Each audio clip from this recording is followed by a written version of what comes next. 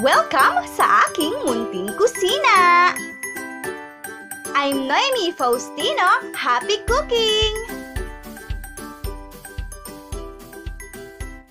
Hello mga amigos at amigas! Welcome back po sa ating channel. Bago ang lahat, don't forget to subscribe sa aking YouTube channel and click nyo na din po ang notification bell para ma-update kayo pag may mga bagong kakaibang recipe tayo. Para naman po sa mga magtatanong, ang mga recipe at exact measurements ay nasa intro po ng ating video. So for today's vlog, gagawa nga po tayo ng isang espesyal na ulam at mamaya lang sasabihin ko sa inyo kung ano ba ang aking sikreto para mas maging malinamnam at mas maging crispy ito. Pero bago yan, syempre dito muna tayo sa first step.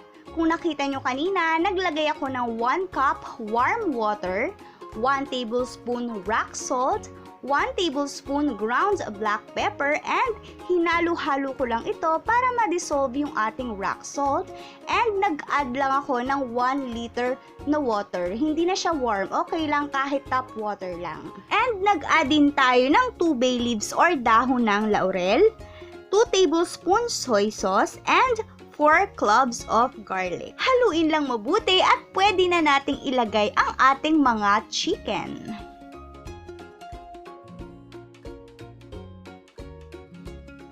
And after that, pwede na nating pakuluan 10 to 15 minutes or depende kapag syempre malambot na yung ating mga chicken.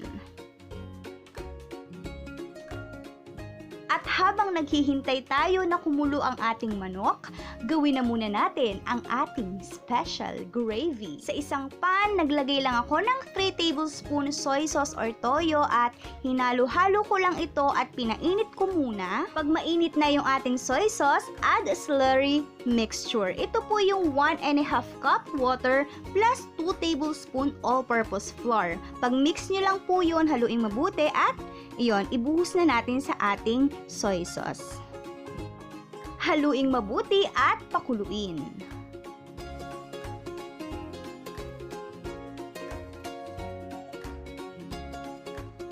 At pag mainit na, pwede na nating ilagay ang ating Satisfry all-purpose breading mix. Yes po, actually, pwede siyang i-dissolve muna bago ilagay. Pwede rin naman pong direct katulad ng ginawa ko.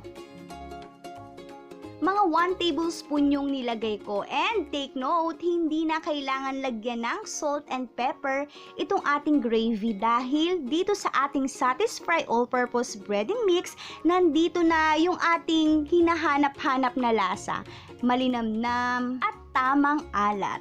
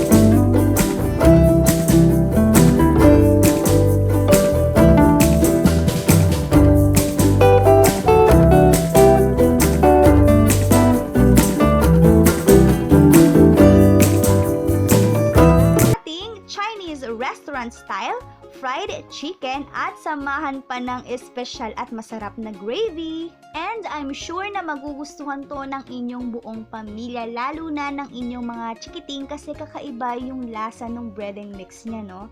Malasa at crunchy, hindi ko nga lang maiparirinig sa inyo at hindi ko mabubuk sa inyong audio ng aking video dahil po medyo maingay nung mga oras na yan dahil umuulan po, no? Pasensya na kayo, pero nakasisigurado po ako na malasa po talaga at sobrang crunchy po ng ating fried chicken. Gaya nga po ng sabi ko sa inyo kanina, kung gusto nyo din tong matry at gusto nyo din umorder, ilalagay ko na lang po yung mga information nila down in the description box. So that's it for today's video. Thank you so much again for watching. Sana po ay nag-enjoy kayo sa video natin today at sana rin po ay nakuha nyo ang ating simple recipe. If you didn't subscribe to my YouTube channel, please do subscribe. Stay healthy, stay happy. Bye-bye. Hope to see you on my next one.